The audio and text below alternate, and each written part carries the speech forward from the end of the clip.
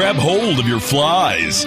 This is a podcast for nymphers, strippers, swingers, and dry fly guys. It's the show that brings you stories, instruction, and conservation from three guys who live it every day. This is The Open Fly. There's nothing like a week of steelheading defeat to put you in the mood for a podcast. So, here we are. Have in studio with me my buddy AJ that flew in from New York to go fishing with me for the last few days. And Mother Nature decided to take a crap on our plans, and we didn't really catch much of anything. How'd it go for you, AJ? Wet. Yeah, and windy. You didn't fly out here from New York just to go not catching Hey, steel. that's... No, not, well, not hey. Yeah, he didn't. But still, he flew out early to go fishing, so... Excellent. Yeah. All right, welcome to episode 5 of The Open Fly. The whole crew is here. Derek. Hey, good morning. And Kirk. My fly is open. And AJ, as we already introduced, who came here to open his fly with us. My fly might actually... No, it's... Okay. Let's go ahead and fix that. We're good. So, all right. Let's get going here. We'll go ahead and start with listener feedback, as usual, and Kirk is going to take it away. Kirk, listener feedback. Tyson Woods writes, finished listening to episode 4. Caught a different side of Hank. Good to hear about real recovery. The effects of fly fishing on people's lives is a great thing. Another great program is Warriors in Quiet Waters. I've applied to help out our wounded veterans and help them heal on the rippling waters of Montana. Maybe you guys can help this program go virus too. If not, then may you find a herd of cows in your next trip. Oh, yeah. Ha, ha, ha. Very funny. Good work, guys. Way to Thank redeem you. yourself with a little suck up there at the end. Mm-hmm. He's Okay. angling for something, isn't he? He wants something. Yeah, he's referring, of course, to Hank Patterson, who was on last week's show, and for all intents and purposes should probably be a regular on the podcast. All right, next writes Jen. Again, Jen's kind of become our groupie here at the Open Fly. Well, you're going to have one. Yeah, I'm going to have a groupie. It might as well be Jen. Yep. I know Jen. AJ's met her, too. We met her in Denver. Yeah, Fly Fishalicious. Yes, I met her in that's Denver the as one. well. Yeah. She's nice people. Yeah, she's awesome. Anyway, Jen writes this week, I want to know what each of your favorite go-to flies are. You can only pick one fly each. Go. I typically only wear one fly at a time, and it's usually open.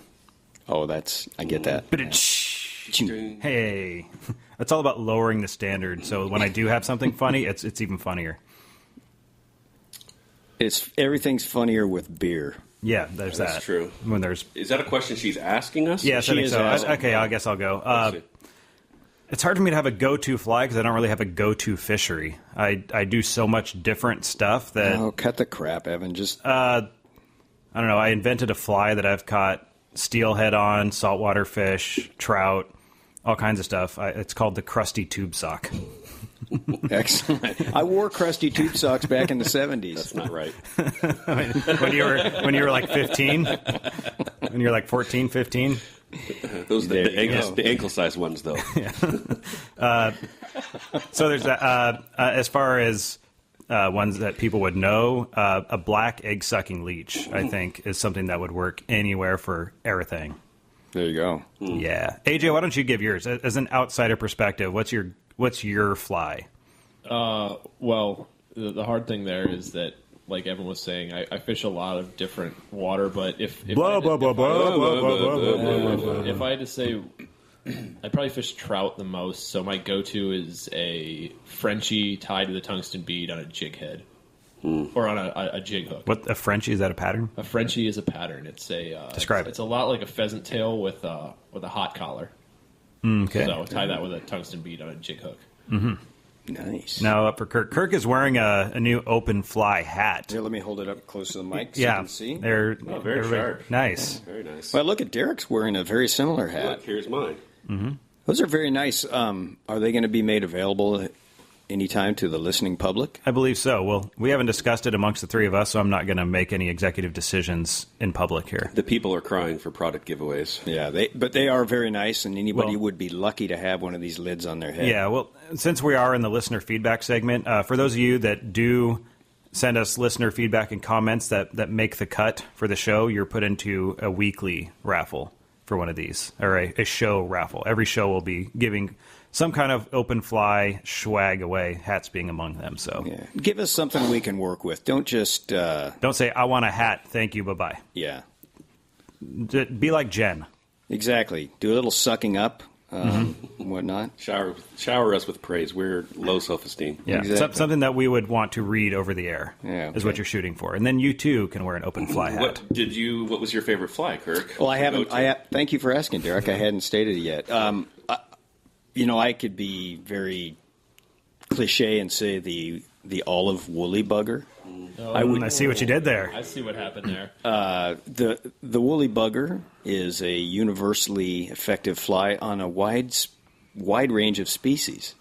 But honestly, I don't fish that fly very well. I like a peacock-bodied, soft-hackle beadhead nymph. Ooh. Swung. Yeah, I like it too. It kills on a lot of water. I've cut steelhead on that even. I have too. I've cut sturgeon on that. Yes. Bullshit. Hell's. I want to tie a 6-aught woolly bugger in red for Makos.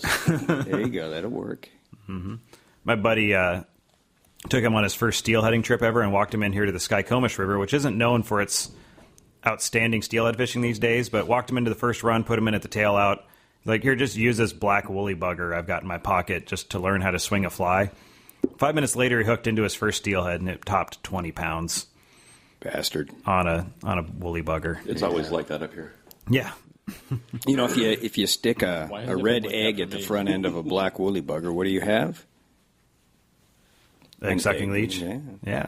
So I just I like the better version of what Kirk picked. Yeah, that makes sense. Well, I should clarify. Mine is egg sucking bunny leech. I like it made out of bunny strip. Okay. Because bunny swims awesomely. Okay, you can't keep adding to it. I didn't add to it. I just now it's got rainbows and unicorns on it. Ooh, I want to change my mind. I'm the boss. Yeah. Derek. Chubby. What? No, Derek. What is your favorite fly? Chubby. Does that? Do you have a crusty tube sock dropper on that? I don't, but I would put one on there at times. But drop a scud under that. Yeah, size 6, size 8, chubby. I'll throw a little. I tie one in purple that kills. So everywhere. Purple-headed chubby. Yeah. We're starting. This is usually reserved for like the last 10 minutes of the show. Sorry, Jen, you asked. Moving right along. This is the last time Jen writes in. Peter writes, "You guys put on a good show. Thank you. Well, It's funny, educational, and other positive adjectives." Go us. that's how we know he's not really listening, though. Yeah. A blanket statement. One change I would make: more cussing. The duck bleep is hilarious. If you're going to read these on air, if not, well, What was this guy's name? Peter. Peter, fuck you. Sucker. Cork soaker. Oh, for fuck's sake. He's a cork soaker. Yes. Okay, so that concludes our listener feedback. I don't know, is that slander? If I call him a cork soaker? No. I don't know. I don't think so. All right, good. No, corkies are widely We used. don't even know who he is. It could be a fake person, so. It could Yeah. be. It could be an alter ego. All right, I'm clear. Good. Peter. I'm good. Peter. All right. That wraps up our listener feedback. It's a short one. A lot of people did write in, but Thanks we for just... Thanks for the short reference. God. Hey, Kirk, you're old and short. Old ha, and ha, short. ha, ha, ha. Yeah, but I'm also not good looking. Indeed. I'm really, really ridiculously good looking. It's true. That's why we brought him in. And I'm immediately uncomfortable. They are sitting next to each other. What you can't see is I'm stroking his leg under the table. Whoa. Can we bleep that out? Soft tackle. Yeah. Your favorite flies are soft tackles. Duck that out of there. Excellent. Let's talk about bead fishing in Wyoming. It just got made illegal. Yes, let's. I don't know that much about it other than the fact that bead fishing is now illegal in Wyoming, so they just made the call. So is it like, let's say you had a bead, which for those of you who don't know is like an egg, like a plastic egg pattern. I wouldn't even call it a pattern because you don't tie it. It's just literally like a jewelry bead that looks like an egg. They're usually pegged on the line about an inch or two above the hook. So if you did have it attached to the hook, would it then be legal? Yeah, because Okay. it's attached to the hook. Then it's a fly. Then it's a fly, but otherwise it's not. Yeah, It's snagging. That's what they say. indeed. Illegal in Wyoming now. We're going to open that debate. The beads versus real I wonder beads. why Wyoming took that stand first. I believe they said that it was becoming very regular in Casper, and so probably, that was what I heard. These techniques make their way, from guide to guide, from angler to angler. So you go someplace and a particular technique is really, really effective, and you take it back home, and then it Alaska. starts getting popular, like Alaska, and then Yeah, Alaska bead fishing is huge for fishing behind spawning salmon and stuff, and we do it here in Washington too. In fact, I do it myself. Very effective way to fish for trout and bull trout and stuff like that, steelhead behind spawning salmon, and that's really the only time I do it. A lot of guys will just run it any time of year, but I like running it when that's the hatch. I've run into times where the fish that are behind those spawning salmon will not eat anything else at all because that's just what they're keyed in on. That's the hatch, so that's when I use them. But yeah, I could see how. Why wouldn't you just use an egg fly? Yarny. Because they don't look right. Yarny. Why? Because they're the wrong color. And What about a blood dot? I'm just going to turn your mic off. obviously AJ is not a bead fisherman. Yeah. I've seen it. Nope. You hooked it. You hooked your first PNW steel trout on a bead. Right, because a guide told me to do it. Actually, You do everything you're told, right? Right, yeah. Well, when Jim Kerr tells you to do something, you No, do it. Jim Kerr had you using a Yarny. I had you using a bead the day before. Yeah, I guess you're right. I made a mistake. I called Evan a guide. Disaster. Well, make some comments on it. I'm sure that it's going to draw some attention. Who's next? Wyoming puts the line in the water, so to speak. So we'll see. Hey, I think there's some merit to that on fly fishing only fisheries. Even here, even though it's a method that I use sometimes, I think on some of the fly fishing only areas, I think that there's some merit to making drawing a distinction between what is fly fishing and what is not. But as a silk line dry fly angler, I salute the state of Wyoming. yes. All right, thank you, Kirk. Yeah, I'm right there too because beads are bad. Beads are bad. All right, So well, let's if- not beat a dead horse. Yeah. If you go to Wyoming and use a bead, you're gonna have a bad time. Okay. Is what we're trying to say there. All right. So That was Next the first up. and last time I listened to Evan for the record. Hey, can I divert just for a quick second here? I can't help but notice that AJ is wearing the Sims cold weather shirt.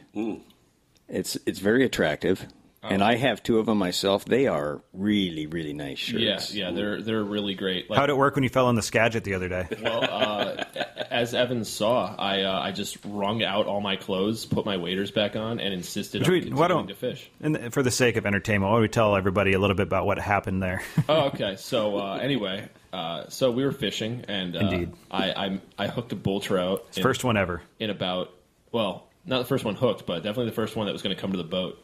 And in about 1.5 foot of water, which was awesome. And That's waist high for me. right, yeah, waist high Kurt Water and Kurt Warner, the Super Bowl winner. Boom. Not this year. No.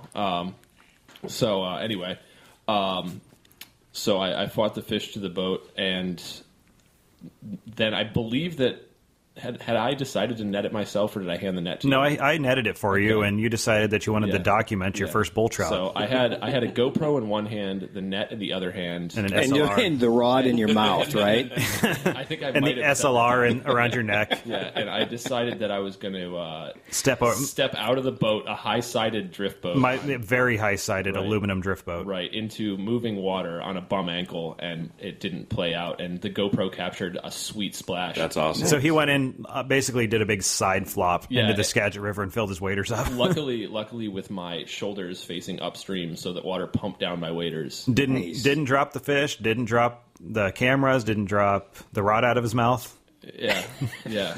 And you sat there and watched this whole thing happen, right? Oh yeah, I just standing in the rower seat and watched it. I didn't offer him a hand or anything. And then Of course, I left. It was like 12 inches of water. So my legs got bound up in the oar and the net, and I didn't want to lose the fish, so I just kind of floundered there for a second, and then I got up, and I'm surprised that neither of them even laughed. They just kind of like looked in shock. If anybody wants to see documentation of AJ wringing out his clothes, you can look up my Instagram. My username is Evan Sucks at Fishing, and it's on there. AJ, were you wearing a personal flotation device? Probably, only my inflated ego. It was at his feet. like a big pair of diapers. Right. Yeah. Nice. What a stellar series of unaccomplishments. Right. So I wrung out all my stuff, and getting back to the plug, I made sure that my stuff had been wrung out, and my Sims cold weather shirt with the fleece lining under the flannel kept me warm. For the Sims isn't even rest of the paying day. us for this. This is No, but sometimes Not there's a yet. product so good you just have to sing That's true. the praises. Yeah, Yeah. It is so good that Yeah. I bought a second one. I got the pants too, and the pants are also great. Mm-hmm. Like Very that, nice. it's my. I'm a Sims commercial, and I'm on the river too. So But I mean, I fish in the Great White North, aka Western New York, and so it does actually get cold there, and it's awful, and this is the way to go. awesome. So I think that wraps up AJ's story segment. Good Anybody story. else? I hope. I'm glad we were able to segue into that. Yeah. Very nice. Nice. Bueno. All right. Moving on. Our monthly raffle segment. We're going to be doing that on the next show, which is just over a month after our previous one. We're going to be doing them a month apart, so that gives everybody a time to donate to the causes that we feature on the conservation segments of the show, or the causes like Hank Patterson's Real Recovery. For those of you that donate directly to them, send us your receipt, or you can just donate directly to us by clicking the donate button on the website.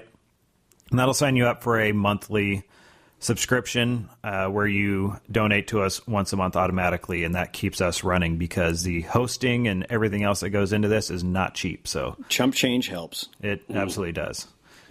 All right. So I think that wraps that up. Oh, the raffle that we're going to be doing next week is for your choice of 2 different Allen Fly Fishing Guide fly cases that have been custom painted by Jeff Currier. And there's one with a golden dorado and one with a tarpon. There's photos of them on our Facebook, so the winner will be able to choose between which one of those that they want. And so The Golden Dorado is awesome. it is. They're both actually- awesome. They are both very awesome. If you've never seen Jeff do his thing, it's Yeah, it's well worth. And seeing. they are priceless because it is one of a kind artwork, Yeah, hand drawn, not printed. absolutely. It might even come with an Open Fly podcast sticker too, huh? Maybe. Maybe. Anyway, Jen writes, I want to know what each... Oh, we already did. Kirk, your segment's over. Purple chubby. Right. Okay. So, all right. We're going to go for a break and come back with our guide stories segment with Derek. Derek, who's our guest today? Cinda Howard from the desert southwest of Arizona. That is awesome. She chases carp in trailer parks, so this ought to be a good one. Yeah, Indeed. stick around. That's even better than me chasing carp within 100 yards of Rick James' grave. What? Rick James, bitch! Yeah, that happened. Wow, duck bleep. No, that's not a bad word. Well, my generation is not fond of that word. We did not grow up walking around referring to people as bitches. I'm pretty sure that's why Dave Chappelle stopped making the Chappelle Show. That was that segment. Because anytime he'd go out into public, Yeah, I'm pretty sure that was it because his kid didn't want to hear that. yeah. All right, so we're going to go to a break, and we'll be back shortly. This is the Open Fly Podcast. We'll be right back. Now back to the Open Fly. All right, that's on to guide stories. And this time we've got a first for the show. We've got Cinda Howard, who I fished with before a couple of years ago on the North Platte near Casper. We were out on what we'd call a nuclear wind day, and I don't even think we caught anything, but we enjoyed some time together on the water and had a good time. So we're going to be interviewing Cinda Howard this morning from Arizona. So Cinda, say hi. Hello. Hi. Good to be here. Thanks for having me. You're welcome.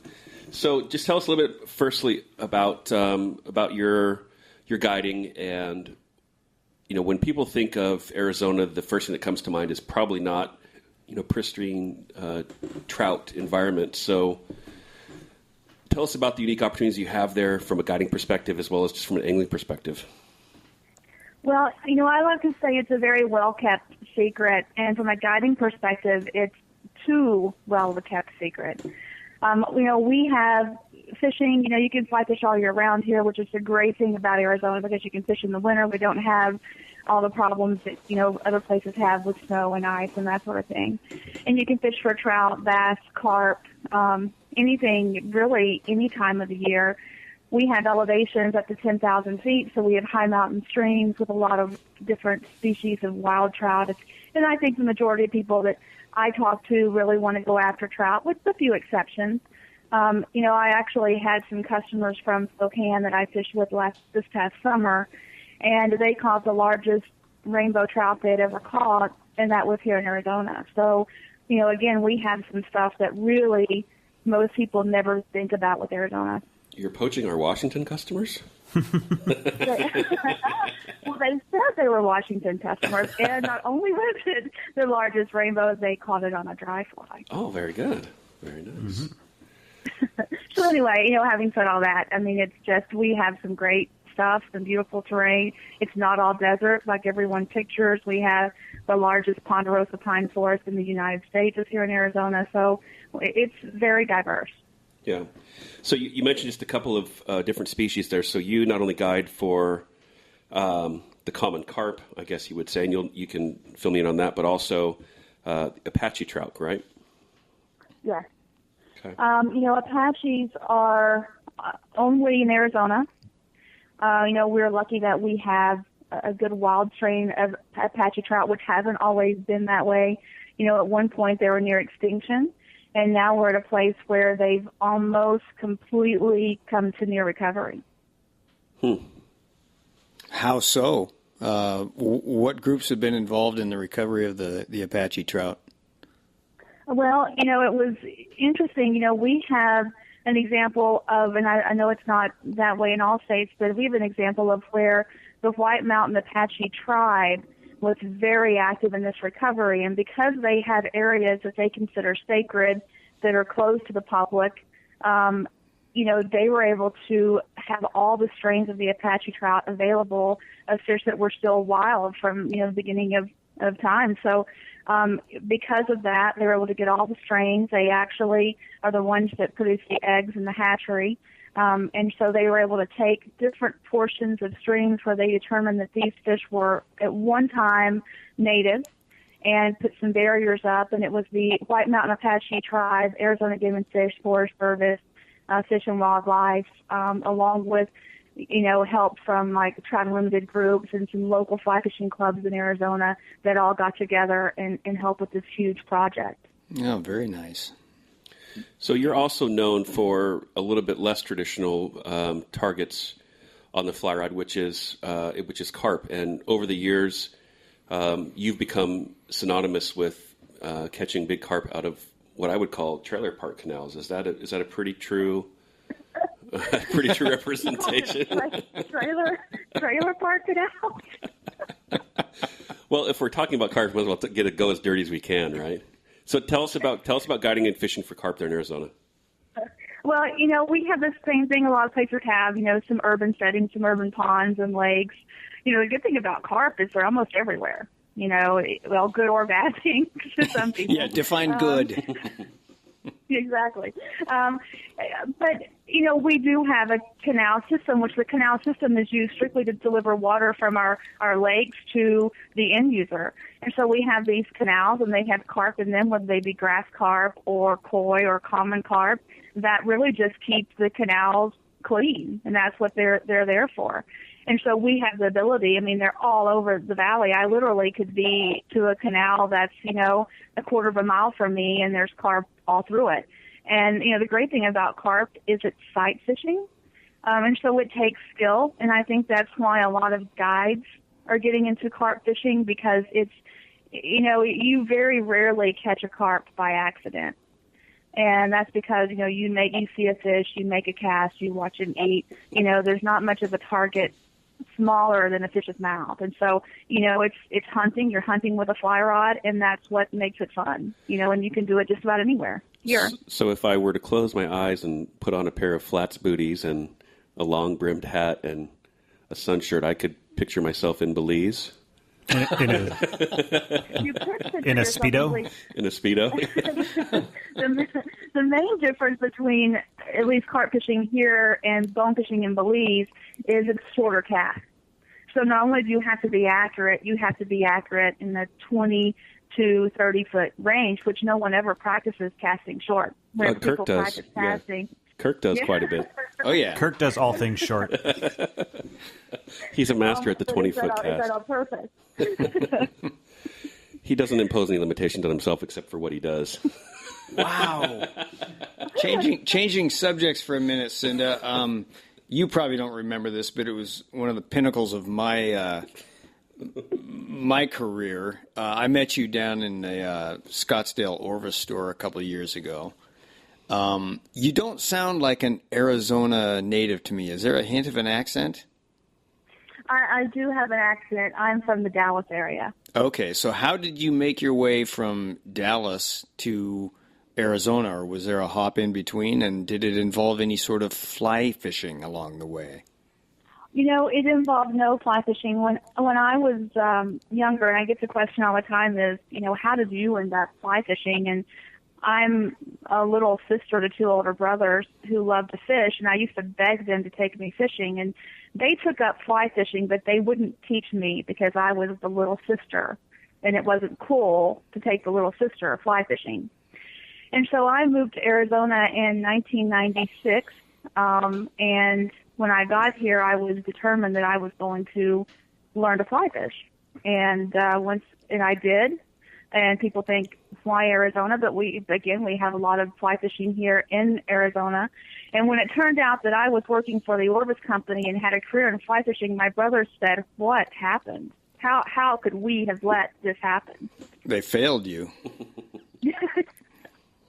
Yeah. So anyway, I came here through some channels of being married, and Motorola moved here, and that was with Motorola and until we moved Neverland to Arizona. And so when I got here and we have great climate, I stayed, and we have some great fly fishing, and I've met a lot of great people in the industry, and so it's been good for me. We also have a great climate up here in Washington. For snails. Snails, moss. Mushrooms. Mushrooms.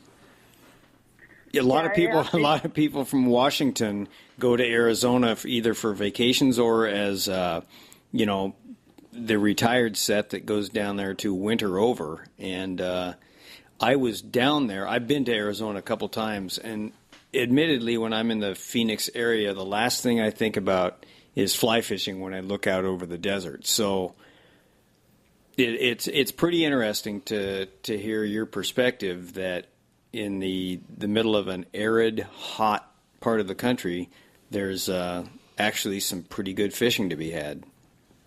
Yeah, whoever decided to settle in Phoenix must have arrived here in the winter, because we're sitting in a bowl that gets very hot in the summer. But the great thing about Arizona, unlike some other states, Texas, where I'm from, for one, I can leave my house in Phoenix area, and within an hour and a half, I can be at elevations of 5,000 feet on a trout stream that's full of wild browns.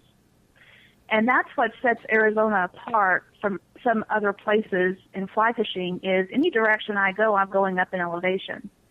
And so most of the time people find themselves in the desert, surrounded by saguaro cactus, and just don't realize how close they are to some great world-class fly fishing.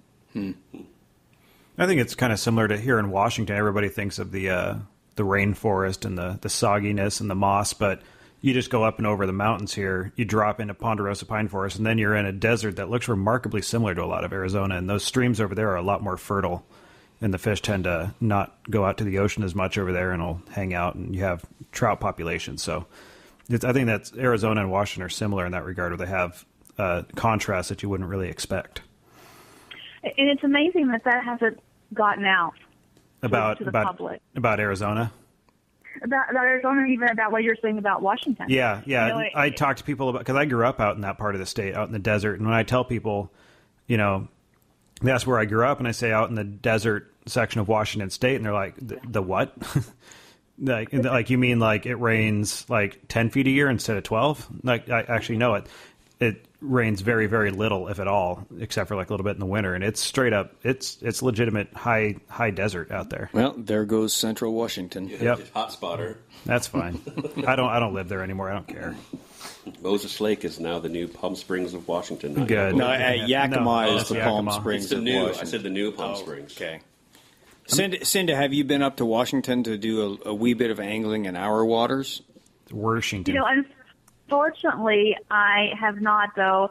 I would like to. Obviously, I know guys that are in Washington, and I'd love to come up and see Jason Cotta, who works at the Orvis store there, who's a good friend of mine and came from Arizona.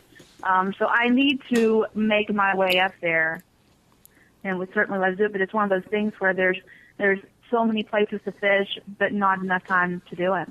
So you do a lot of, if you follow your website and your blog and your stuff on Facebook, you do a lot of hosted trips. You tend to travel quite a bit. I know you've been to the saltwater destinations, and I remember you doing a trip on the Deschutes up in Oregon pretty recently. I believe it's pronounced Descahooties. Sorry, Descahooties. Deschwatz. Oh, so we must be talking about the upper Deschutes then. Yeah, not the Okay. The big Deschutes, not the little Deschutes. Okay. Focus. That's one of the great things about me coming from the Orvis company, and not just starting in the fly fishing business guiding, is I was able to make the acquaintance and make some really good, solid relationships with a lot of people from a lot of different places. And one of the things that I did with Orvis was I hosted from the store, and so I'm now doing the same thing. It was a really easy transition because I had that customer base of people that knew I put together a good trip and wanted to go fishing with me. And this year, doing the San Juan River in New Mexico, we're going to go up to Raywa, which you guys talked to Pat Timmons last week. We'll probably do another Deschutes trip, and I don't know what else. But it's a fun thing to do, just to take those customers that you currently have and just go experience something else together.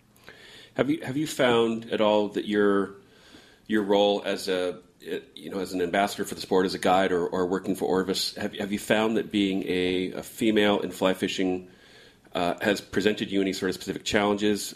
Does being a female guide present you with any challenges that you did or you didn't expect? And do people act like idiots around you just because you're a female and they're not? So I'll start with my experience in the shop. My experience in the shop was that when a guy walked in who didn't know me, the first thing I had to sell was myself. If a guy walks in and talks to a guy, he immediately assumes that guy knows something about fly fishing. But when a guy walks in and there's a woman there, they immediately assume that I know something about women's clothing, which, by the way, I know nothing about, other than I wear them, but I couldn't tell you anything about the materials. So, I get that a lot, or I used to get that a lot. So the first thing I had to sell was myself and my ability and make them comfortable in the fact that I know something about fly fishing. And the next thing I would have to do is then obviously sell the product.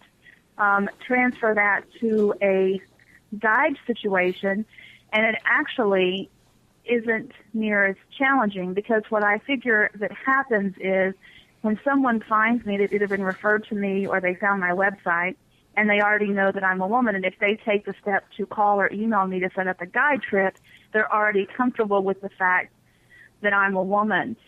But I think the challenges that are there for women in fly fishing, especially the new women coming up through fly fishing, is the same groups of people that are trying to get more women involved are also the same groups that are making it a challenge for women to be involved. And what I mean by that is, now that I'm no longer working in a fly shop, when I walk into a fly shop, it's immediately assumed that either I'm there to buy for my boyfriend or husband, or that I just know nothing about fly fishing.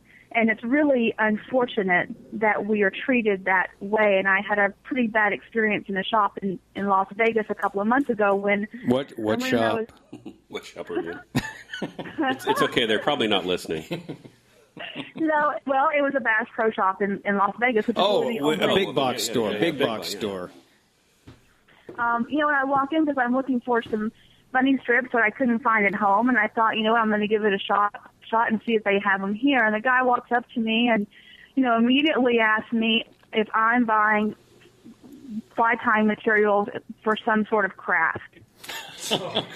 Yeah, fly fishing. Some earrings, perhaps? Leave our heckle alone.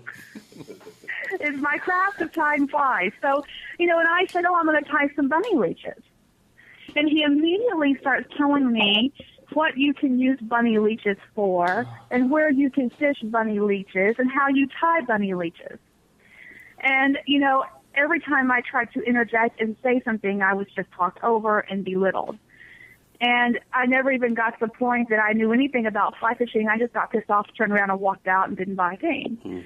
And unfortunately, this is not a singular situation. This is a situation that I hear from female anglers all the time, like someone that you probably know posted on Facebook recently that she wants to take a camera and go into a fly shop so she can show everyone how she's treated. That's Jen. I know. Yeah.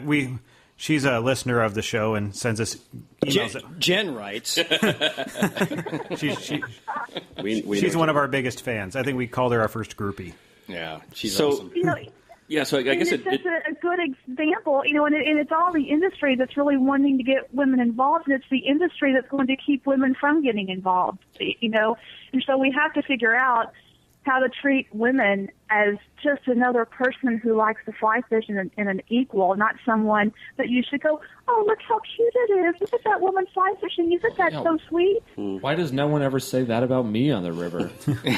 Because you fall in all the time, AJ. That's quite cute. Come on, it's because quite frankly, I just don't, honestly, I don't understand the gender discrimination within the industry. The broads ought to have as much respect given to them as the guys. Yeah.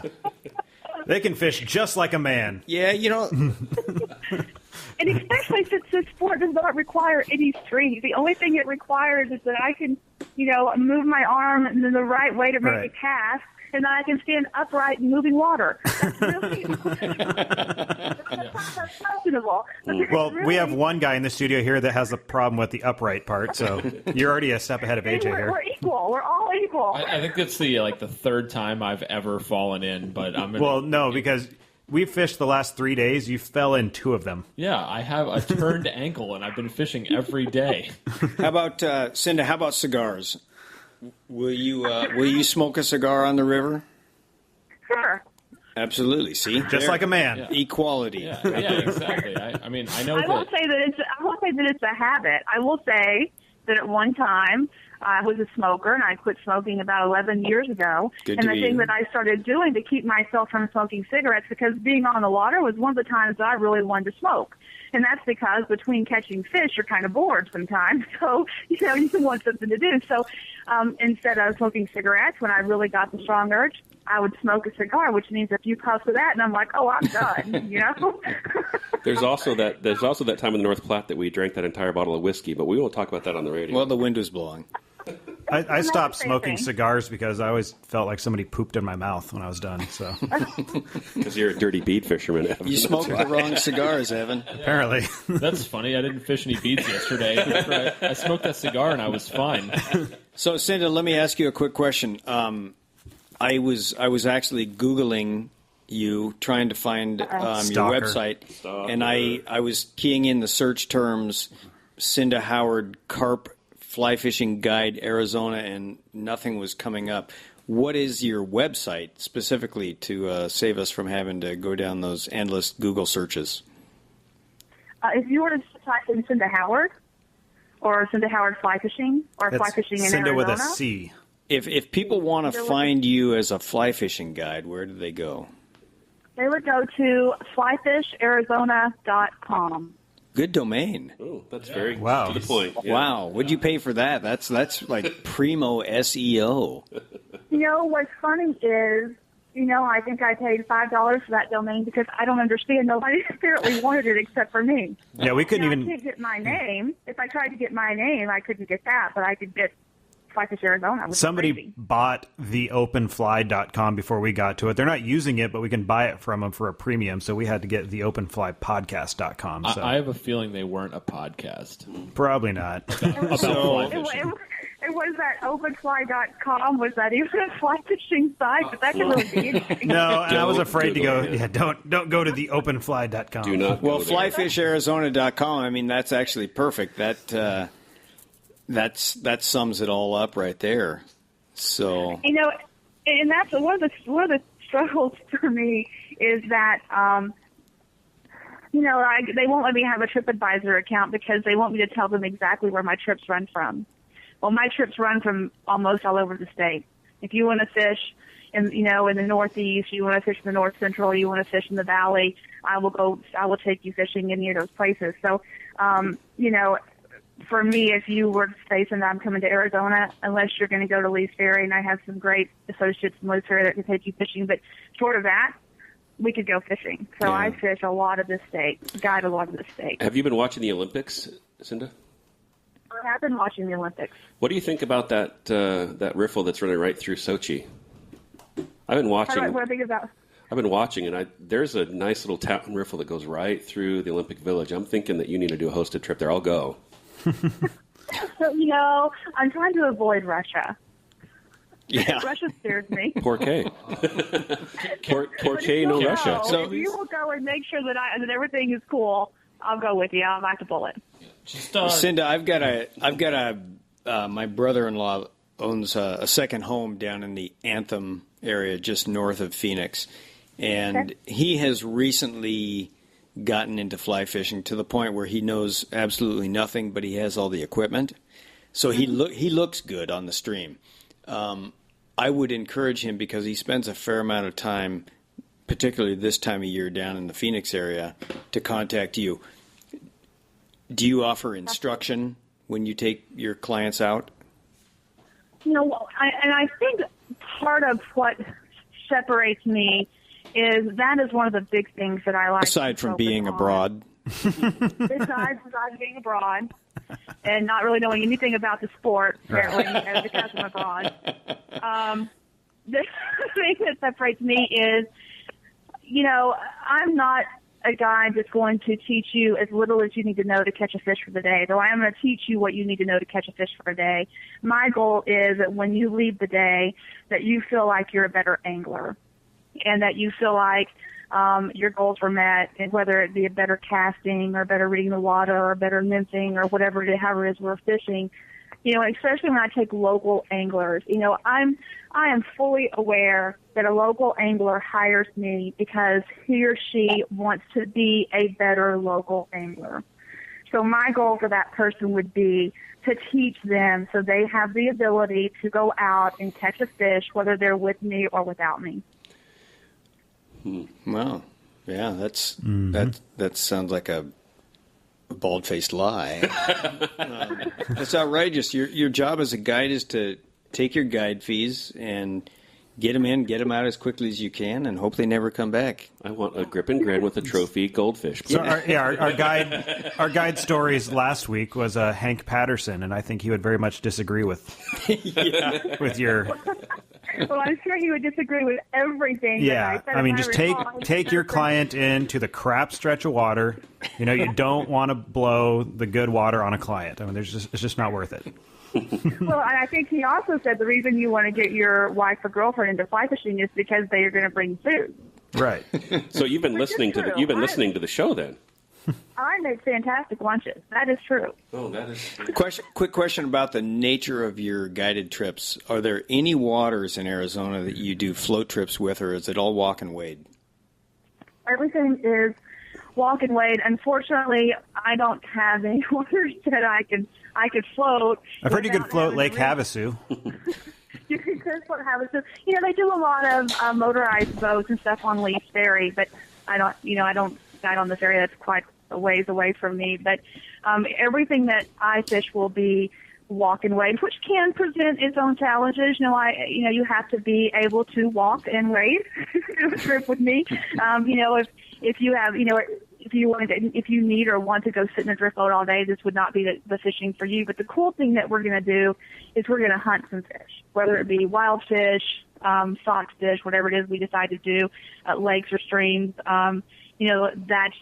That's what's great to me about this is you can be up in elevations of 10,000 feet on a wild trout stream with all a wild Apache trout and not see another angler for the day. Cover a couple of miles of fishing, and then hike out. Nice. Cinda, I don't want to call you a liar, but there is a big river in your state that does float boats. Colorado? The Colorado River. Well, I said Lee's Ferry.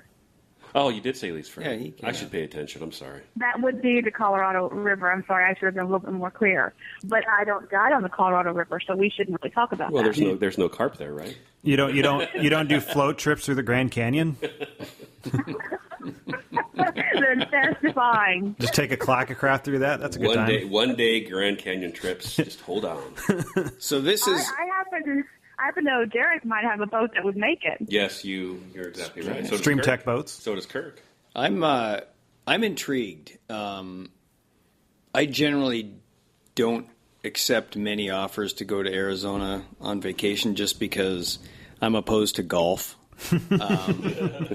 But knowing that there are seasonal alternatives to paying $300 for greens fees, I'm there, and I'm going to take my brother-in-law. Can I name him on the air, Evan? I don't care. Tom Whittle. He owns the Moses Lake, Washington Dairy Queen.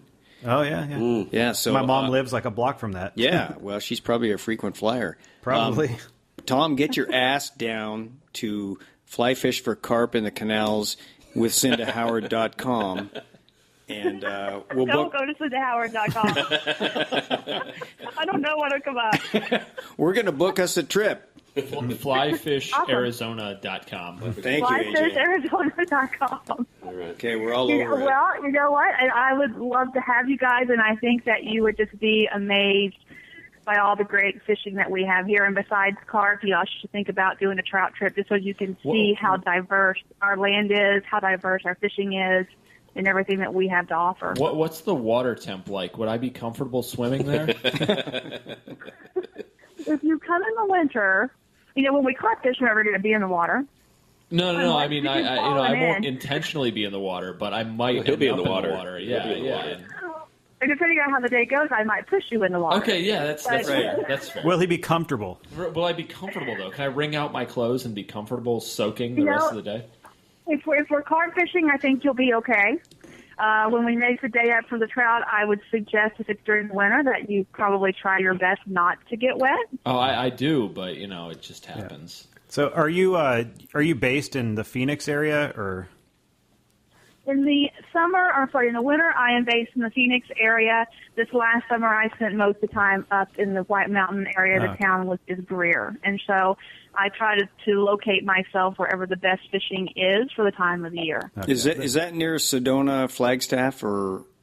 No, that is east of that. That is closer to Show Low, Pine Top, Arizona, closer to the New Mexico state line. Okay. Can I go fishing out there without flying into Phoenix? Because I don't want to go to Phoenix. Tucson. Oh, there we go. Tucson puts you further away. Phoenix and I don't get along, but I want to go fishing there. Lost Wages. You can go to Lost Wages. I could. You know what? Just do exactly like you do if you go to Belize City. Don't stay there very long. Just get there and then get where you need to go. Go into Phoenix and then get where you need to go, and you'll be out of it. Phoenix isn't a city; it's a mistake. Oh, hey. Wow. There's our shout out to listeners in Phoenix. Right. Well, we've gone. Last show we didn't offend anybody. Before that, we offended the Dutch. We've offended Canadians. We've offended women.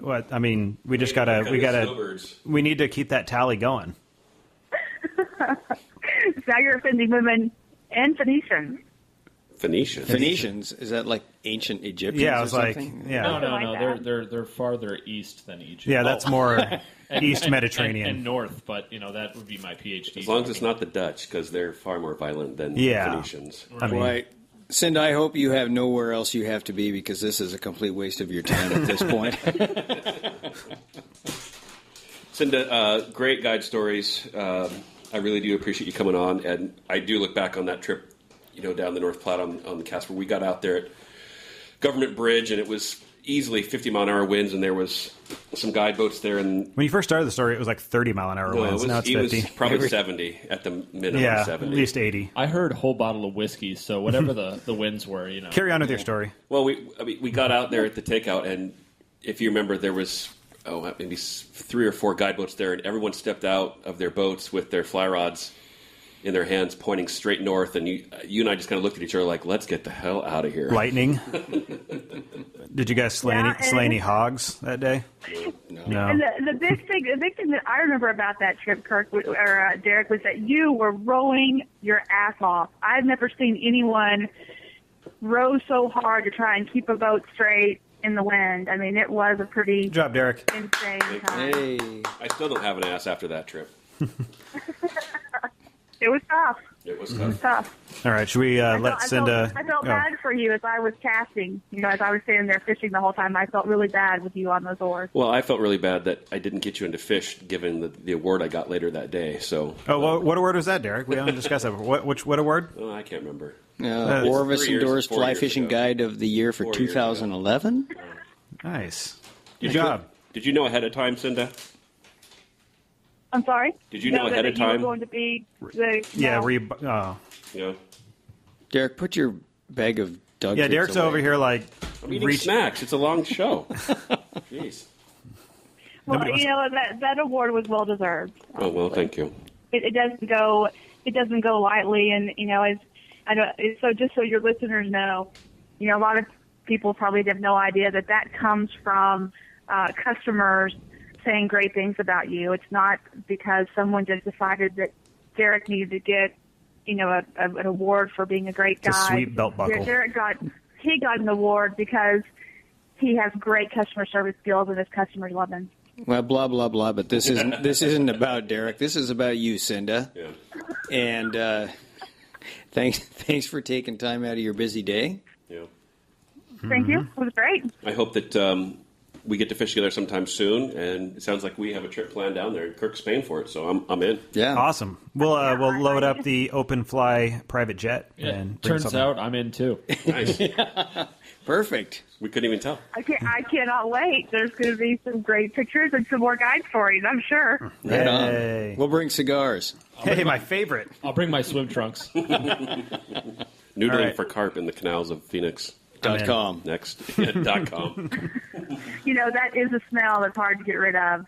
The show or the carp? Is that what you're talking about? The show lingers as well. It does, yeah. It does linger. All right, Cinda, thanks a bunch. Yeah, Derek thank was you going so to... much. Yeah. Yeah, thank you. Again, appreciate you. it. My pleasure. Looking forward to fishing with you. Yeah. All right. Wait. Talk to you later, hopefully. All right. We're going to hang up now. Thank you. Bye-bye. Bye now. Bye. Cool. She was a lot of fun. Sounds like she has good times down in the Arizona fisheries. Yeah, for abroad. Yeah, I mean, as far as women go, she seems to be doing pretty well. Yeah. Pretty much all the progress we just made for women, we just backtracked and probably started lower than when we... I think Cinda comes across as somebody that would be an awful lot of fun to go fly fishing with. A totally credible guide, knows her stuff. And if you're down in Arizona, and a lot of people find themselves there seasonally. On accident. Yeah, on accident. Got drugged down or there. Sucked into it because your wife wants to go to Arizona just to go to spring training or whatnot. I ended up there one time like on a camping trip because my grandparents wanted to go.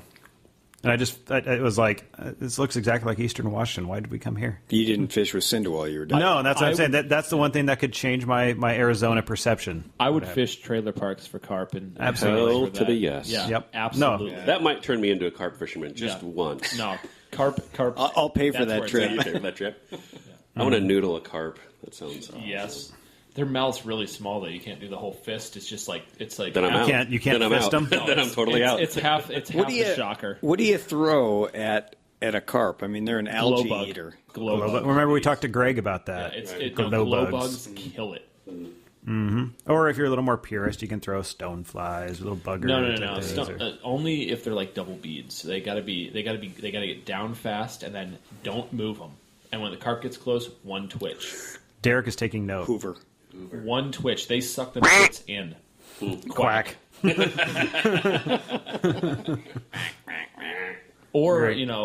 when Cinda was talking about never catching a carp on accident, one time I was swinging flies for Great Lakes salmon, and I was That's outrageous. Wait. yes. Great Lakes. Great Great salmon. Lakes slammer, yes. Planted fish. However, in the midst of the swing, I had a nice take and set the hook and was told that what was on my hook was actually a carp, and upon landing it, it was, yes, a double-digit carp on the swing. Pull like a train, don't they? On the Great Lakes. Yeah, it was a good fight. I was pretty happy with it, yeah. Pretty. Not fully, but pretty happy. No, actually, I was more happy because our salmon are boots. Yeah. Yeah. Tug is the drug. Because they don't live in Yeah, the I ocean. got the tug, and as such, I got the high that was associated with said tug. That's a hard come down though. Yeah. It is. Derek, you going to share that crinkly crap with us? No, I mean, you're leave making it all alone. this noise over there. Stop eating on the microphone. Leave my bag of nuts alone. Hey, that's not food. So we did want to thank a previous guest of ours, Brian Kosminski, a.k.a. Kos from Gobbler's Knob, for sending his stickers to us. They say truenorthtrout.com and all kinds of other things. And Kos, we want to thank you for thinking of us. And we also have some openflypodcast.com stickers as well. If you'd like to have some, we can give some to you if you Give something to give us. something to us. Yeah, for those of you that are donating and are expecting stickers in the mail, they're coming.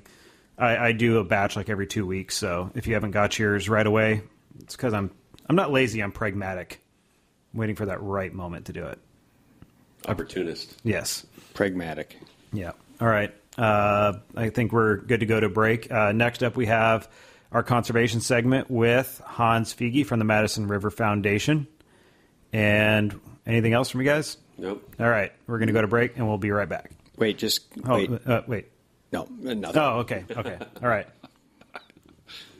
Bye. Lead this bastard. Now back to the open fly. Welcome back. We have on the line Hans Figi, the executive director of the Madison River Foundation. Hans, thanks for coming on. I'm happy to be on. Thanks for asking me. Yeah, great. So tell us a little bit about the Madison River Foundation and what you guys are doing right now. Okay. Well, the Madison River Foundation was founded about 10 years ago by a number of outfitting guides, local residents, a couple people who owned seasonal ranches and so forth, who saw the need to preserve, protect, and enhance this river, which is really the kind of the main economic engine in the Madison Valley. Besides being an economic engine, it's obviously an incredible natural resource. So they get bounded together about 10 years ago, and we do a lot of different projects that help to preserve the river and help to protect the fishery. And I can go into some of those if you want, but that's the background of the organization. Yeah, we'll go into anything that you want to tell people about. And for those listeners that aren't familiar with the Madison River is in central Montana. So that's the Madison River that we're talking about. Yep. Yeah, quick It's question. actually kind of Yeah, go ahead. Oh, no, I was just going to say, Hans, the Madison River is, it's a vast, stretch of water. Do you have, quote unquote, jurisdiction from Quake Lake all the way down, or how much of the river do you provide stewardship over? We go from really its origins at the edge of Yellowstone Park through Hebgen Lake, through Quake Lake, and then all the way down to Three Forks, which is where it meets with the Gallatin and the Jefferson, and then hits into the Missouri. So it's about a 200-mile long stretch of river. Most of what we're involved in is the southernmost stretch of the river, where most of the fishing takes place, and most of the sort of people live up in this part of it. But so we're down in southwestern Montana. The Madison River is really one of the top fly fishing rivers in the United States. It's absolutely phenomenal. Over the last 15 years, we've seen a lot more, pressure on the river from fishermen, guided trips, float trips, a number of things. But overall, it's a well-managed resource. It's very healthy for the most part, with a few exceptions. And we've been doing things over the last 10 years to improve habitat and restore some of the streams and so on. It's funny, we wouldn't need to exist if it weren't for basically various forms of human pressure, and I guess that's for any environmental or conservation group around the United States or around the world. Is we deal with residential or suburban urban sprawl and housing and setbacks and a lot of things that have to do with the health of the river. So it's quite a mixed bag, but it is an amazing river, and if one of your listeners or any of your listeners haven't fished here, it's well worth the trip. I've had my butt handed to me several times at $3 Bridge, and yet I go back every year. You go back every year? Excellent. Yeah, I'm a glutton for punishment. Well, you should stop taking just $3, but you should take like $4. Mm-hmm. No, I think that's one of the things that made me really want to talk to you and learn more about the foundation, is the fact that you're stewards over a river in Montana, but it's not just fished by locals. I mean, it's a world-renowned fishery that people come from all over to target, and so there's an immense amount of pressure from an awful lot of people. So your task of protecting and improving and enhancing, the river that's a daunting task. It is a daunting task because, like you said, there is a lot of pressure on it. We have 3 native species here on the river: the mountain whitefish, grayling, and the West Slope cutthroat trout.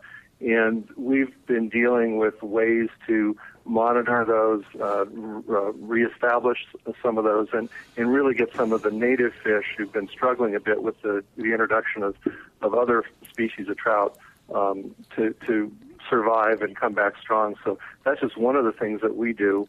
The Madison was. It's funny. I hate to use the word discovered because it was here for a long time. But when it's not exactly discovered, but when Lewis and Clark came through about 200 years ago, they named it for James Madison, who was, I guess, the Secretary of State at the time under Thomas Jefferson. So I'm sure it had a Native American name prior to that of some sort, but that's sort of its history. And so when we look at its history and the native fish and how pristine this area was, I think we're pretty darn lucky that it remains as pristine as it is. The downturn in 2008, as bad as that was economically for so many people, in an ironic sense, really was beneficial for the valley because it postponed some development and a few things like that happen when you have a downturn. So it's a relatively unspoiled area, low population, a lot of ranchers, and a lot of cooperation. Ranchers and conservationists and people oftentimes come into conflict. But I've got to say, in the Madison Valley, there's a lot of cooperation, and people are most often on the same page when it comes to issues that affect everybody. So it's a good place to be in a lot of ways. That's great. Yeah, I mean the thing, and I've only fished really the $3 Bridge area, but that's a remarkable success story in and of itself. Just there, the fact that access and that river frontage was set aside for anglers by landowners, and had that not happened, I mean that's remarkable. Yeah. Well, it's interesting. The Madison Valley has more land under conservation easement as a percentage of the total land area here than any place in the country. And it's a massive amount of conservation easement. Now, that being said, we do have a lot of of connectivity issues where if development does occur, it's going to affect some of the wildlife connectivity. But in terms of just, BLM and Forest Service land, but on top of that, private land that's been put into easement, it's really remarkable. So that part's that's a really great thing about the valley, that a lot of people have been forward thinking when it comes to that. Right. So what is the role of the foundation in, participating in this joint effort to keep the river accessible, keep it healthy, keep it an economical, a viable source of dollars for the area? Mm-hmm. Are you in direct contact with landowners and government? Do you mediate any of this thing, or what exactly does the foundation do? Yeah. Well, a little bit of all of that. We weren't involved specifically, but we did support peripherally the PWLA, which recently won a stream access case in Montana with the Montana Supreme Court, meaning that if there's a county road that crosses a river, you can access the river off of that county road access point. In other words, in Montana, it's really unique. The public has the right to travel any waterway within the state, even if it's bordered on both shores by private land. So if you're a private landowner and the Madison River flows through your land, you can float it, you can walk it up to the high water line and so forth. But there was an issue about access off of bridge points, and that was recently won in the court. So we were very supportive of that. The PWLA they were the ones who really pushed it through. We do things like that. We're helping to fund a whitefish study. I think we talked about this before the show. There's anecdotal evidence that the Montana mountain whitefish population is going down, and that basically means people aren't catching as many, or they think they're not.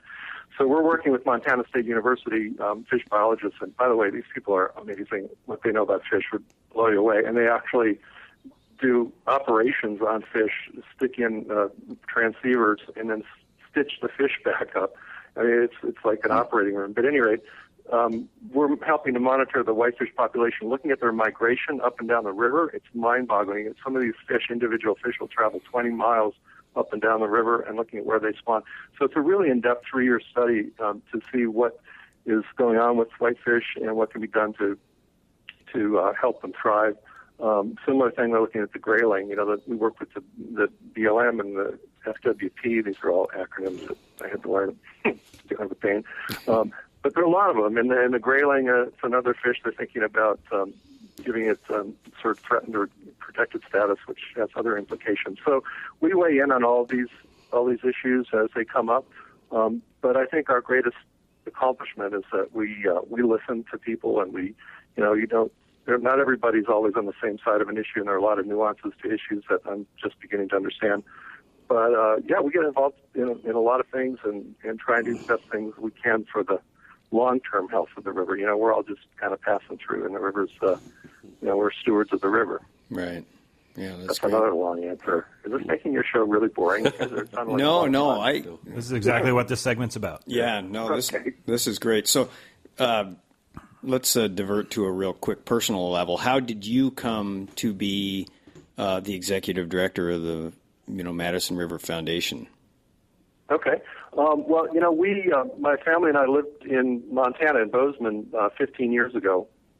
And we lived in Bozeman for 5 years and bought a house and had small kids and moved here for the same reason a lot of other families with small kids did, for the fresh air and the recreational opportunities and just everything. It was a perfect move for us.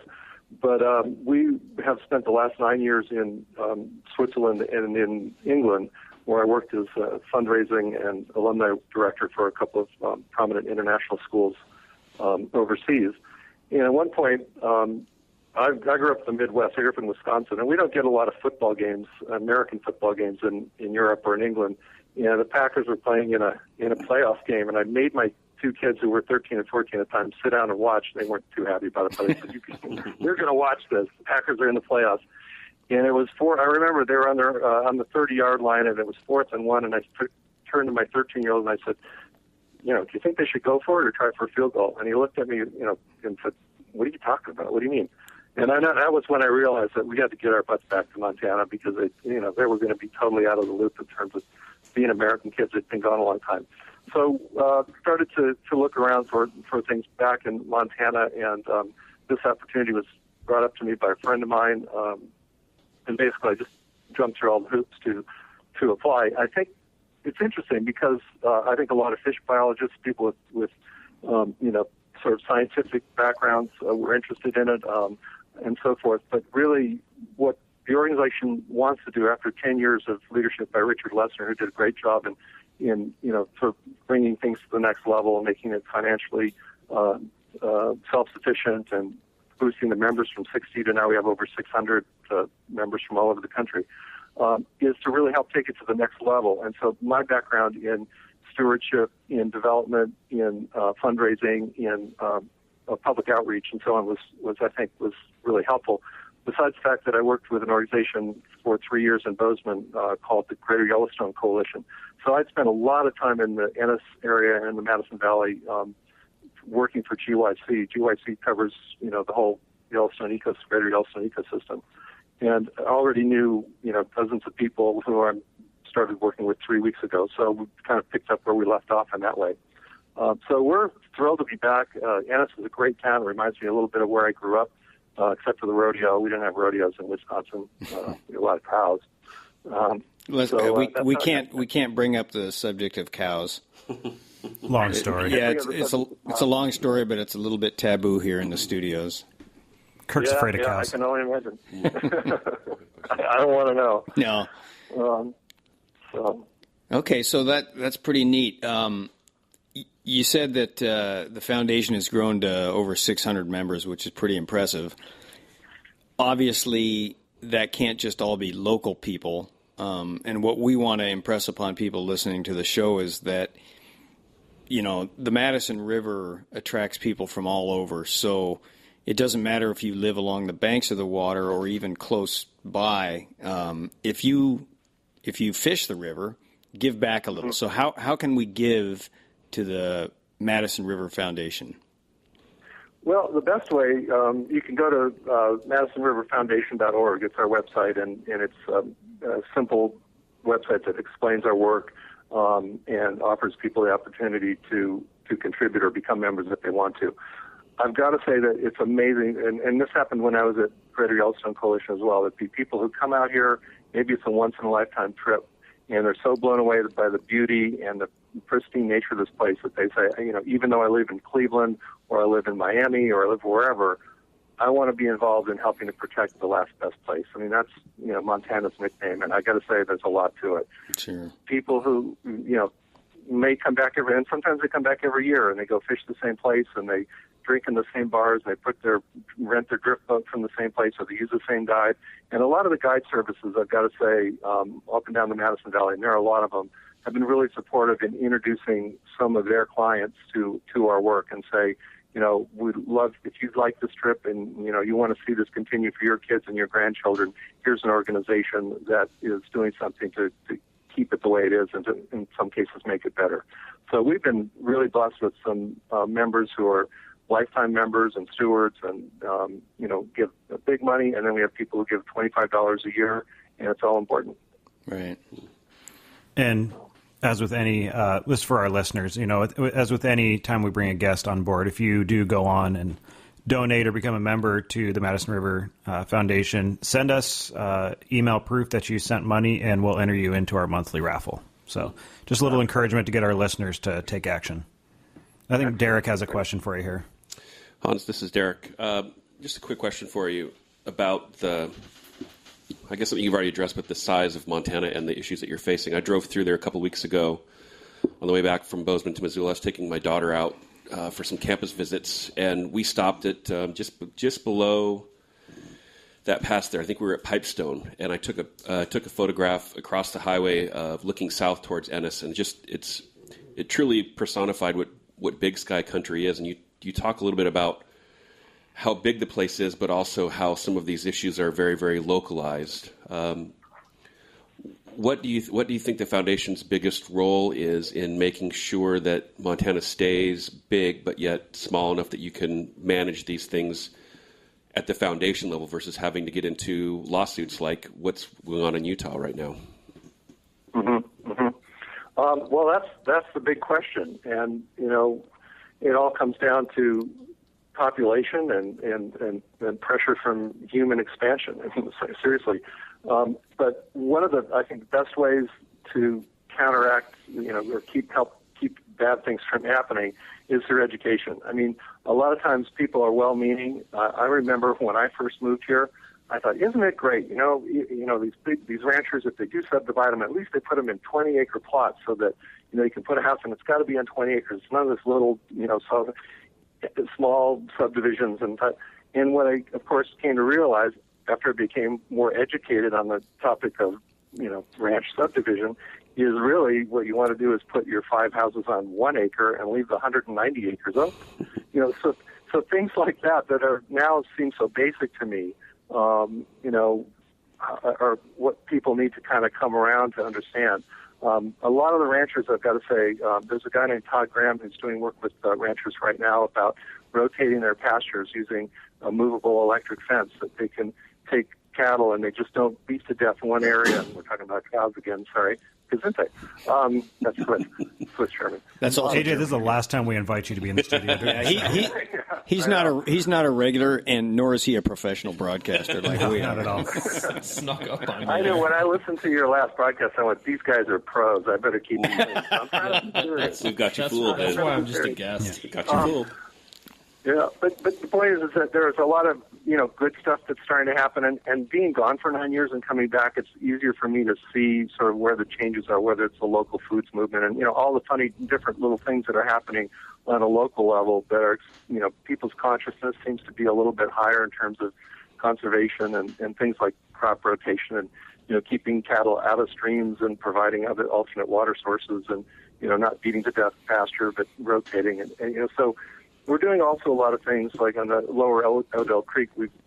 There were diversion canals that were put in the 20s and 30s to sort of flood irrigate fields and so forth. And by taking out miles and miles of canals that were put in, the man-made canals that were put in years and years ago, and rechannelizing or rehabilitating the original channel of this stream and helping to revegetate the riparian areas, put in plant willows and things like that. We've reduced the water temperature of the stream. We've increased how many fish are in the stream. It looks better, and it flows colder water into the Madison. And that's what, the Madison's there's the stem, and it's the big river. It's what you see, but it's made up of all these tributaries. Some are great, some are more pristine, and others are just a mess. And so if we can use that as a model and go into other tributaries and help rehabilitate them and just kind of bring the whole watershed in bits and pieces back to where it was, that would be very healthy. And even though that's local, those are sort of projects that can be taken and looked at and brought into other areas and other watersheds where things like that have happened as well. So we're kind of a little bit of a leader in some of those activities, and we're just learning as we go. But I don't know if that's a long-winded answer to your question, Derek. But it's a big issue. Montana's a huge state. Not many people. I think you could stick England probably in the whole state of Montana, and England's got 60 million people, and Montana's got 1 million. So, and Montana has no chalk streams. Yeah. No, it answers the question. It speaks to the heart of the place, because when I drove through there, I'm taking my daughter on these campus visits, and I know that she's going to land, someplace there in Montana. I've got a little bit of jealousy, to be honest, and sure. Thank you for protecting that great place that you have there, and I hope to visit someday. Well, if you do, look me up. That place to stay. Do you have a boat? This is Derek, right? Derek, right? Yeah. Do you have a boat? Kevin or Kirk? Yeah. Wait, does that? You guys can't see it. Wait, so you've extended the invitation to Derek, but not to me, Hans? Who's speaking now? That's Kirk. It'll be a plus one, yeah, probably. You're cool. It'll be a plus one. Thanks, Hans. Yeah, that's great. All right. Do you guys got any more questions for Hans before we let him go? We're kind of hitting our time limit here.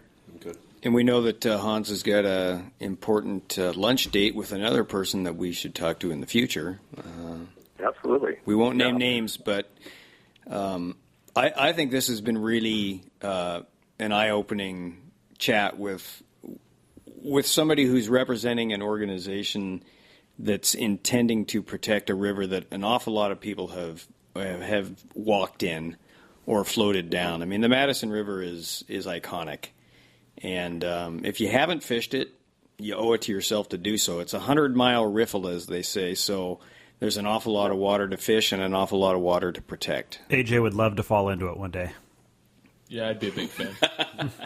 Yeah, and it's absolutely beautiful. And, you know, you come to Ennis, and it's like stepping back in time. It's one of those small towns where everybody knows everybody, and there are 3 bars and you know, great places to stay that are affordable. I mean, it's really it's Americana at its best, and we're really fortunate that it's survived and is flourishing. So, well, Duval here, where we're broadcasting from, only has 2 bars, so we're a little more. Yeah. Actually, no, it's just because we're so close to like 11 million people.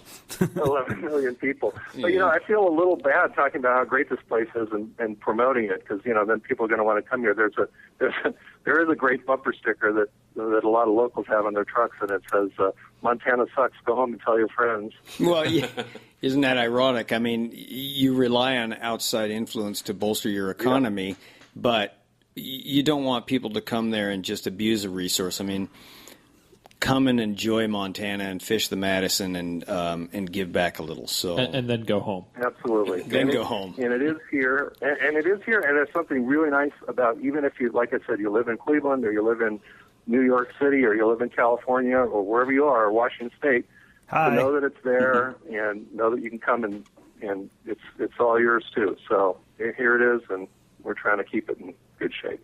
Well, I think you're doing a great job. It keeps them off our Washington streams, which is just great. Yeah. Well, Hans, I know that you're talking to you guys. Yeah, I know that you're fairly new to your post as the executive director. So, best to you and your future direction. How long will you be serving in this office? Serving in this, well, as long as they'll have me, and until everybody tells me their favorite fishing spots. I got to, you know, talk to all the guides and let me know where to. It's a brilliant move. Good move. Yeah, brilliant move. Yeah, I really don't know. I mean, it's the whole thing is to take it to the next level. We've got a lot of ideas and plans and ways to, you know, grow the organization intelligently and add to our membership and support from industry and from just individuals around the country and around the world. So. I don't know. We'll see how it goes. I love it here. I've worked with a great group of people. I was at my first board meeting yesterday. We've got a guy named Bruce Richards who, you know, was an innovator in fly line design and is really recognized as a genius in that department. We have a water rights specialist who's won some landmark cases in water rights. So our board is very talented, super nice people who, a lot of them are retired and moved here, and, you know, they've found this as an outlet for their experience and their passion. So, yeah, it's a good group. I don't know how long I'll be here, as long as they'll have me, and we'll see what happens. Cool. Very good. All right, Hans, thanks a bunch for coming on board. You guys come out, look me up, and we'll go. I don't catch much, but I like to fish. Hey, you're my kind of guy. Yeah, that sounds So perfect. they call it fishing and not catching. Awesome. All right. Take it easy, Hans. Thank you. Thank you.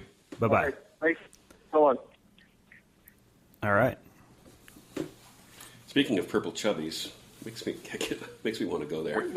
Have you ever fished the Madison? No. I've driven along it. I've seen the Madison.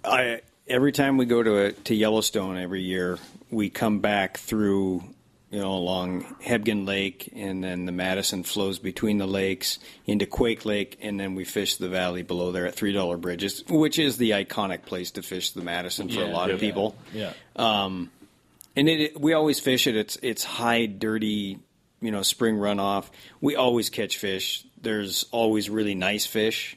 But the truly neat thing about the $3 Bridge area is that it's a vast point of access for people that wouldn't exist if it weren't for the fact that, you know, the state and the landowners came together, and the Orvis Company provided the very nice bathroom right there. So thank you, Orvis. You know, that's a cooperative endeavor that has really succeeded. Yeah. And it's, you know, I think what Hans was talking about is that it's a big state. There's a vast amount of land, relatively few people, and so getting them all to come together and communicate is something that's not easy elsewhere. Yeah, I may be there in September, and I'm hoping that I get the opportunity to fish it. Fish a bead.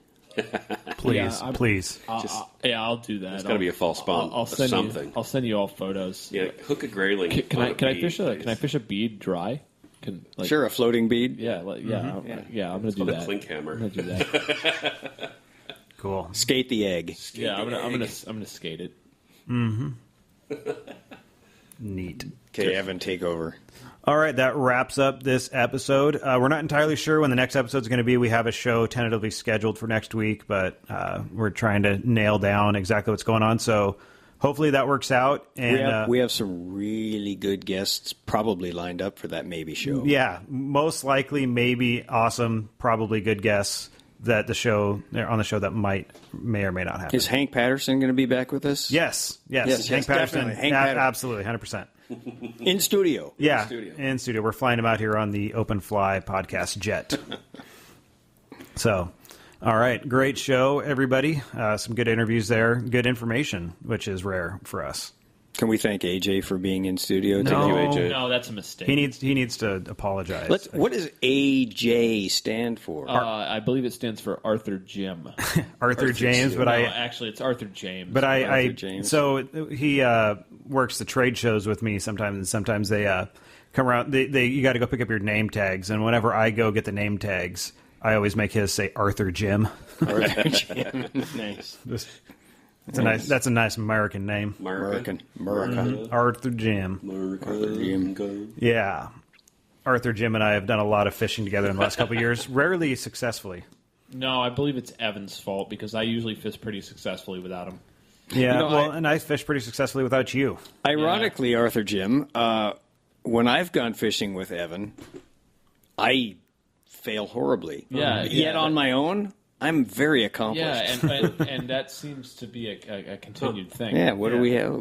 Conspiracy theory? I don't think it's a conspiracy if it's truth. Well, I don't know. No, I have floated the Yakima on the section that you guide. I believe you got a whole lot of skunky poo. And I fished spoons on a center pin and still didn't catch anything. Dude, because it's a fly fishing river, not a spoon river. Right. Yeah. Because I guess the spoon hatch wasn't going off. The last no time spoon hatch. The last time I was on the Yak, I did everything right, and you know the way I didn't work because Evan was there. Oh, well. Yeah. Hey, I also fly fish. I use some stone flies and some other things that you tied on. It doesn't count if you draw them on a spoon with a Sharpie. Look, I've drawn Touche. And very impressionistic fly fishing. Yeah, in fact, I think the first time AJ and I fished together was near his home waters where he grew up in Florida for tarpon, and within like an hour of starting tarpon fishing, we were on like a 2-acre school of tarpon and cast to them for a couple hours. Yeah, if Evan wasn't there, we would have caught tarpon. They were literally swimming circles around the boat, and we could not get them to bite. They were like, that dude in the glasses we don't like. Yeah, we definitely did not even throw bait at them multiple times, and they wouldn't eat the bait that we didn't throw either. It was pretty strange. Are those tarpon like the tarpon hand drawn by Jeff Courier on the... Yes, indeed. Yeah, nice segue there. Same tarpon. In fact, Jeff Courier captured them exquisitely. Yeah. It's a beautiful fly case by Allen Fly Fishing featuring the hand-drawn art by Jeff Courier. Click the donate button to learn how to win one of those. Right. If you were to show up at the Seattle Fly Fishing Show, they would be there, and so would Jeff. And it's well worth seeing. Arthur, Jim, and I are going to be at the Linwood Fly Fishing Show this weekend, and you're most likely going to listen to this after we're there, so it doesn't matter. But I would have been there as well, though, too. So yeah, Derek. Derek will have also had been there that you missed out on, and Kirk probably not. The Star Wars trilogy was produced out of order, so there's no reason that people can't be listening to this podcast after the Linwood Fly Show has taken place. It's sequence has very little bearing on. You know what's funny, and ruining some of the radio magic. We always record these shows out of order. We open the show usually after we do our first interview. And we do the ending segment usually before we do our conservation. This interview. isn't even happening yet. I really do. I have time warp. I have enjoyed the Winter Olympics filmed on Hoth, though. That has been fun. And that riffle, I'd fish it too. Yeah, hell yeah. Yeah. I'm going to Arizona. Don't know about you. I'm going to Sochi. I'm going to the Madison River. Are you going to fish a spoon? Yeah. I don't fly fish. Okay. Dirty. MadisonRiverFoundation.org. And flyfisharizona.com. Not theopenfly.com and not CindaHoward.com. TheOpenFlyPodcast.com. Right. There's so much confusion. We've just given so much misinformation that I think this is a great place to end the show. Bye-bye. Done. Done. Later. Bye. Done. Okay, really, we're stopping now. Out. Okay. Out. Wait. Oh, not yet. Oh, no.